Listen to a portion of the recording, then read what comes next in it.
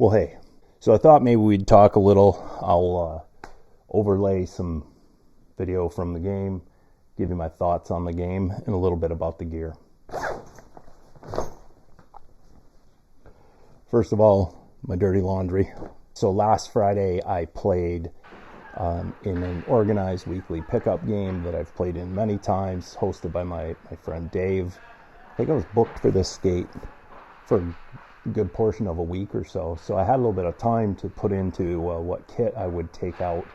And actually, in the last couple of videos, I've shown you a few things like these Jayco pads, and I mentioned the gloves that I had also recently got. In fact, I do believe I said I would probably or potentially be pairing these up with a Hamilton Mustangs jersey in the near future. And so because I had just got all this stuff, I did do that.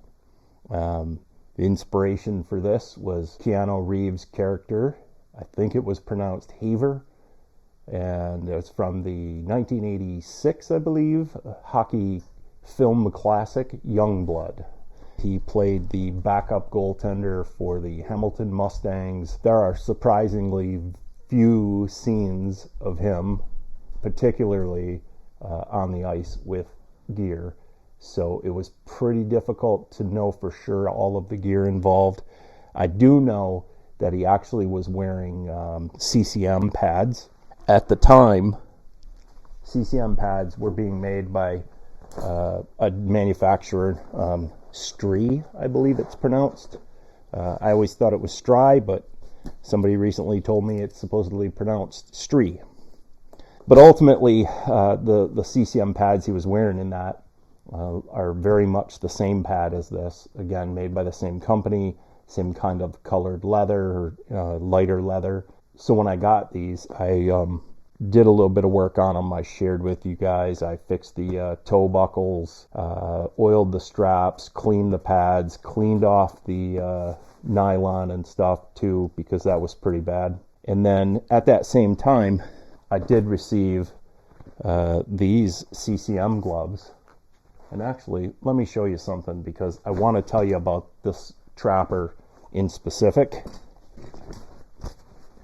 So this trapper, when I got it, actually was the model that has a big, I guess, wrist cover to it. That is the piece. You can see the nylon is frayed all to heck. It was ripped open.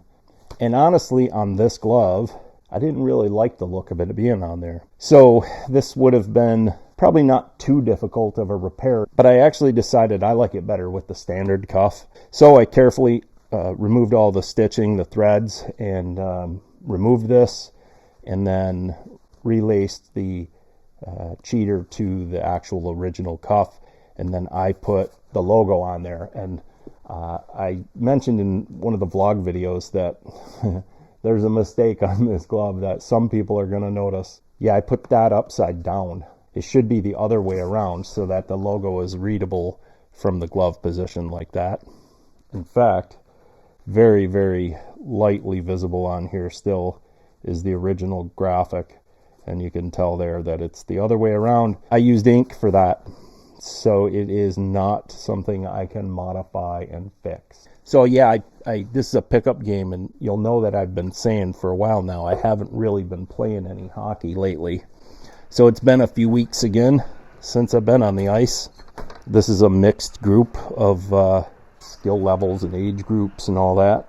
I sometimes feel like a lot of the guys, when I show up in gear like this, decide to take it easy on me. They don't really shoot. I don't see a whole lot of wrist shots and slap shots and things like that. What happens is they feel like they're going to kill me if they shoot at me, so they do a lot of dangling and a lot of breakaways. I mean, pickup hockey's like that anyways, right? But I didn't really see a lot of shots to make, highlight saves from. But it goes a step further than that. In the movie, you can tell that Keanu is wearing black cowling skates. So I decided I would pull out my Langs. It's been quite a while since I wore these skates. They take some adjustment to get used to. And I made one other fatal mistake, and that was putting everything together. Like, I spent a lot of time putting this kit together, but the day I packed up the bag to go, I grabbed these off the shelf, put these skate guards on, put them in the bag, got to the rink, and the blades had rust on them. So I had to spend a few minutes before going out and try to clean that rust off. I didn't do a great job of that, I'm sure. I was pretty uncomfortable on my feet. I like my skates dull, but evenly dull, not dull in like sections around it. It just throws you off. I'm not very great with these skates on anyways. Not that I'm a very good skater to start with. So yeah, I also was trying to stand up and play a stand-up style more. I was trying to keep my eye on the puck. I was trying to watch the puck more than watch players, and just, things happened. It wasn't a great game for me. It was fun to be out there, and it was fun to wear this gear. But, starting with the fact that I switched over to these skates after not playing a whole lot and being kind of uneasy on my feet already from that, it didn't do me any favors. I'm pretty sure in the movie they were wearing CCM pants, but I noticed they had kind of a wide white stripe. So I decided to go with my Wilson pants because of the wider white clean stripe on them. I really love these pants. I think these are early 80s. For my knees, I had the Cooper GP2 knees. I could tell from a few short clips I saw that he was wearing a white chest protector. So what I decided to do was go with a early to mid 80s Cooper Protect-All SABP 22, which is basically just the evolution of the old two-piece shoulder and arms and belly pad, but where there are some floaters on here, and the arms are actually connected to a shoulder flap by a Velcro adjustable strap, so you can get a little bit of length adjustment out of it. The arm pads are covered in a Lycra spandex, nylon, whatever type material. You do get very hot in here. It does trap all of the sweat, and it still has the old school belly pad style belly protector with the metal hook clasp around your waist there.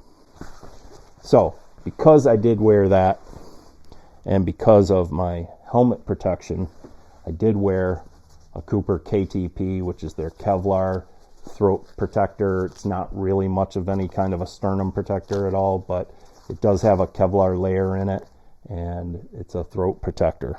Which brings us to the mask. So yeah, like I said, I had a little bit of time to prepare for this one. So this is one of my masks by Brian of Kick Save Mask. It was white.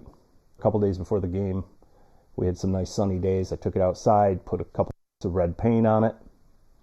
Then I took a still shot of the mask that Keanu wore in the movie, enlarged it on my computer, and drew these stitch shapes one at a time over top to try to replicate as close as I could. Now, the mask that Keanu wore in the movie is actually made by Greg Harrison. My mask is a little different layout than the movie mask, where there's not as much space between the nostril holes and the mouth hole. So I wasn't able to put this stitch in between them, and I just put it up here. No shots to the mask. Again, really not a whole lot of hard shots, heavy shots. And I sometimes feel bad because I feel like the guys I'm playing against are like modifying the way they're playing to like protect me or something. And while I appreciate that, like I know what I'm, asking for. I know what I'm getting into when I step out on the ice in this stuff. So it does disappoint me a little bit because I do know that I really suck at up close stuff and deep moves and that kind of stuff. I really wish I'd see more shots, but I get it. If any of you guys are watching, I'm not asking for you to kill me and headhunt me. It is definitely the wrong number, but hey, again, I say I can't have a jersey for every tribute I try to do. But Hamilton Mustangs, and I believe I bought this like second hand, third hand through my buddy Herb up in Gatineau. So then stick. I cheated. I don't cheat very often. This is actually a more modern stick that I have had for quite a while. And I sanded it down, primered it, and then was deciding what to do with it. Had this idea that I was going to do this kit. Knew I needed this white labeled red CCM style stick. So when I was painting the mask, put a couple coats of red on this, cut the graphics out with vinyl.